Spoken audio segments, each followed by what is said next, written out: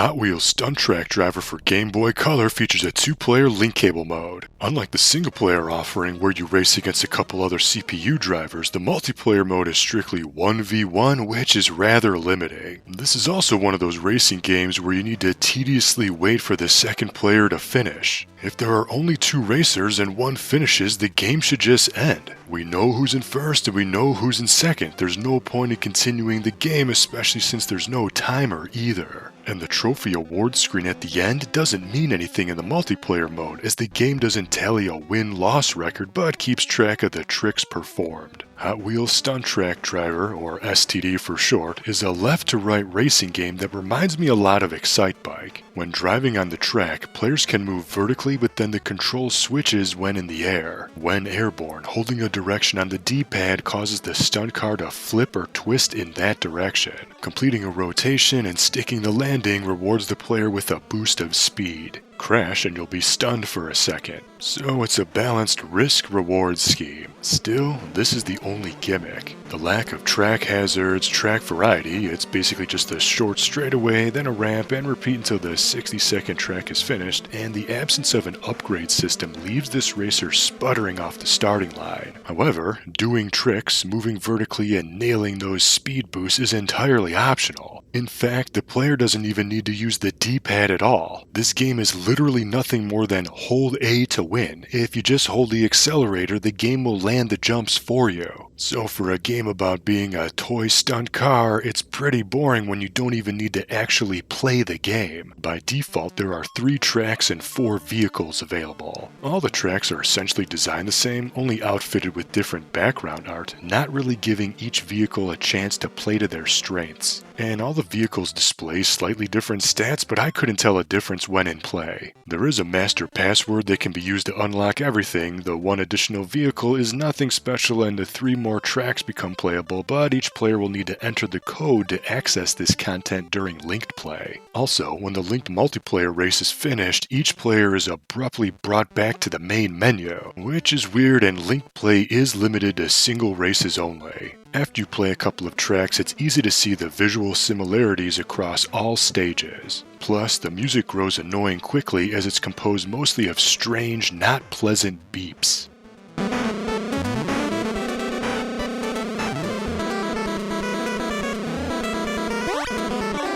Hot Wheels STD is a forgotten GBC racer that's trying to be a turbocharged Excitebike but doesn't quite stick the landing. The twisting and flipping ramp jumps, the main gimmick, sounds good on paper but doesn't fully incentivize the player since there's a bigger risk in failing than finishing a trick, especially since simply holding A usually provides the best results on these stagnant track designs. The lack of track hazards, weapons, or power-ups really leaves this gameplay empty, and the linked multiplayer mode, although stable, doesn't offer much replay value with the limited number of tracks and 1v1 gameplay. With better racing games on the system, this one is skippable even for enthusiastic Hot Wheels fans. But what do you think? Have you ever played Stunt Track Driver on Game Boy Color? Or did you perhaps play the PC version? And did you know the GameCube Hot Wheels game was linkable with the Game Boy Advance version? Let me know in the comments. And for tons more content regarding lost link cable games and features, see the links to my dedicated playlists in the description. Until next time, thank you for watching and game on.